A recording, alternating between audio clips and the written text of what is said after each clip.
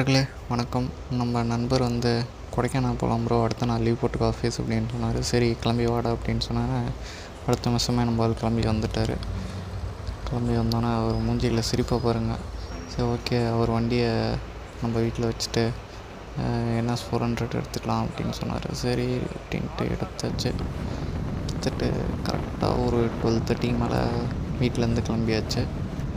இன்னொன்று சரி ஓகே, இவ்வளோ சீக்கிரம் போய் என்னடா பண்ணலாம் அப்படின்னு கேட்டால், காலையில் சன்ரைஸ் பார்க்க போகலாம் ப்ரோ, கரெக்டாக இருக்கும் அப்படின்ட்டு ஒரு 4 o'clock போல் மலை ஏற ஆரம்பித்தாச்சு. பேஸ்லேருந்து கீழே செக் போஸ்ட்டு இருந்தாங்க போலீஸ்லாம். நார்மலாக வெரிஃபிகேஷன்லாம் முடிச்சுட்டு சரி ஓகே போகலாம் ப்ரோ அப்படின்ட்டு கிளம்பும்போது பார்த்திங்க அப்படின்னா ஆப்போசிட் சைடு மலையில் ஃபயர் ஆக்சிடெண்ட் மட்டும் ஆயிருக்கு.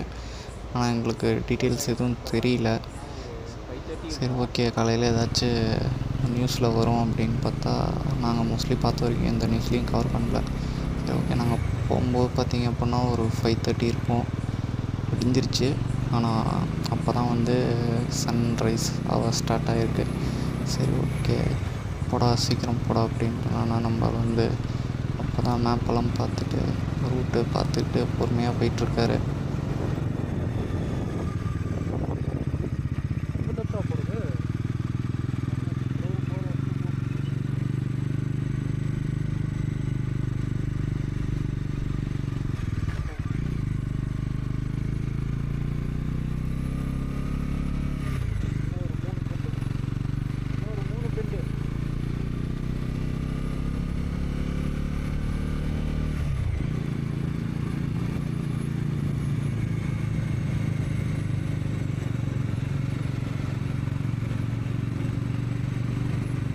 கனவா ஒரு வார்த்தை இல்ல, மனமோ உன் பேரதான் சொல்ல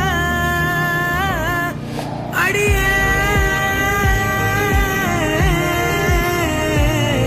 அழகே.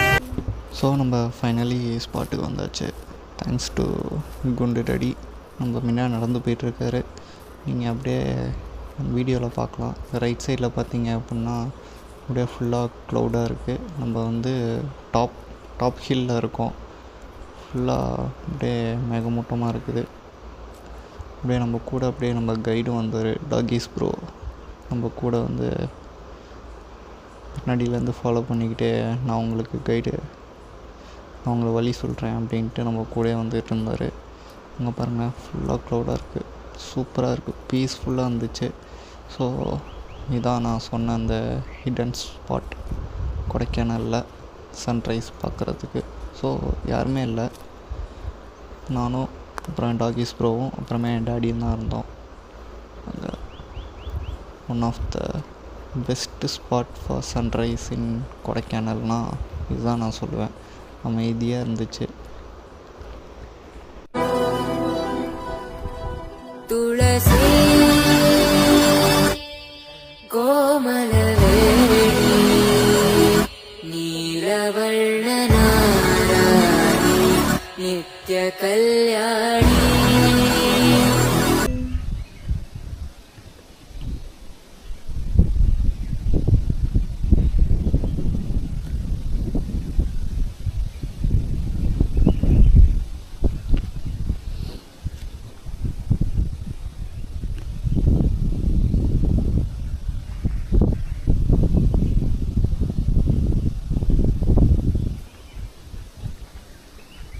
சன்ரைஸ் பார்த்தாச்சு.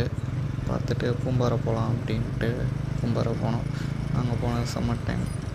ஸோ சைடு ஃபுல்லாக காஞ்சிருச்சு, ஒரு க்ரீனிஷாகவே இல்லை.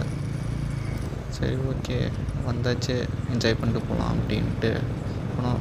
கூலிங்காக இருந்துச்சு, ஆனால் வெயில் லைட்டாக சுருன்ட்டு அடிச்சிச்சு.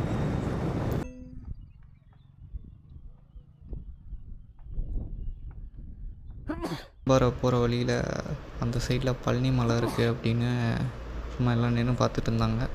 சரின்ட்டு எங்களுக்கு ஒன்றும் அப்படி தெரியல. மேபி அந்த மலை தாண்டி வேணால் பழனி ஏரியா ஸ்டார்ட் ஆனாலும் ஆகலாம். இதான் பூம்பாறை.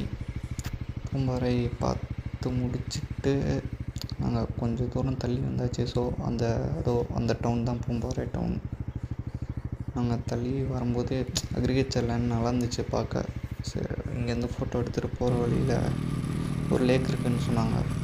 சரி, அந்த லேக் பார்த்துட்டு போகலாம் அப்படின்ட்டு லேக்குக்கு நாங்கள் கிளம்பியாச்சு.